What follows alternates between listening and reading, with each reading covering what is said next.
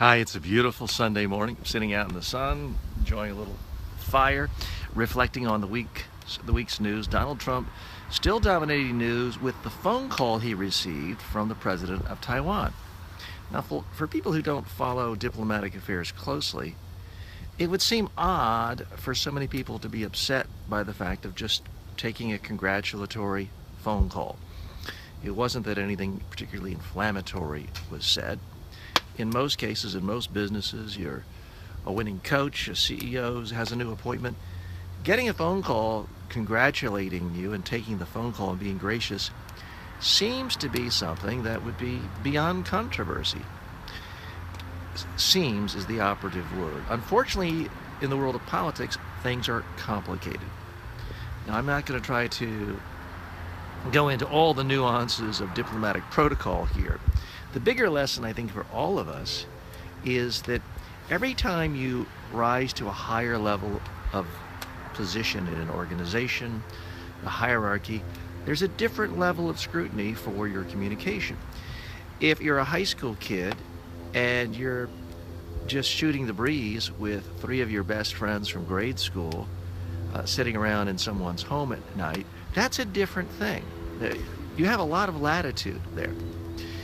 If you're all of a sudden president of the United States, then the whole world is looking, and there are so many tripwires for you. That's why traditionally presidents and presidents-elect go through elaborate briefings with Foreign Service Department officials, diplomatic officials, who are steeped in this for years and years and years. You can always say, well, time to do things differently, breath of fresh air, but you have to ask yourself, is it worth incessant criticism causing more and more problems and having to spend all of your time trying to diffuse tension? The real rule here is, once you're in a new higher level position of authority, before you do anything, just stop a minute. Ask yourself, what are the expectations? Who are the experts who are really judging and helping and advising people in this situation? And maybe, just maybe, ask for advice. Doesn't mean you can't go against the grain of experts from time to time, but it's good to get a sense of what the expectations are in your new field of communication. Because in most situations, taking a phone call of congratulations is about as non-controversial as it gets. But if you're president, everything is looked at through a different microscope. Don't wait till you're president of the United States. You may go from being a junior executive in your company to a senior vice president.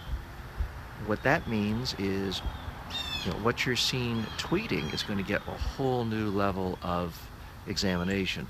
Tweeting an offhand joke or off-color joke as a junior level executive, while not a good idea, has a completely different impact if you're a senior level executive or a CEO.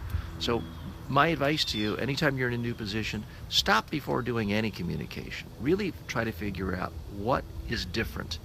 If there are areas of sensitivity, then please examine it, figure out what's in your best interest.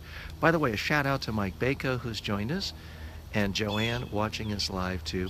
We're here almost every day, live, multiple times, trying to analyze the breaking news of the day from the standpoint of communication and trying to figure out what lessons for the rest of us, whether you're speaking to the media, giving a speech, regardless, how can you take the lessons of top newsmakers and apply it to your own business? I'm TJ Walker. Thanks for joining me.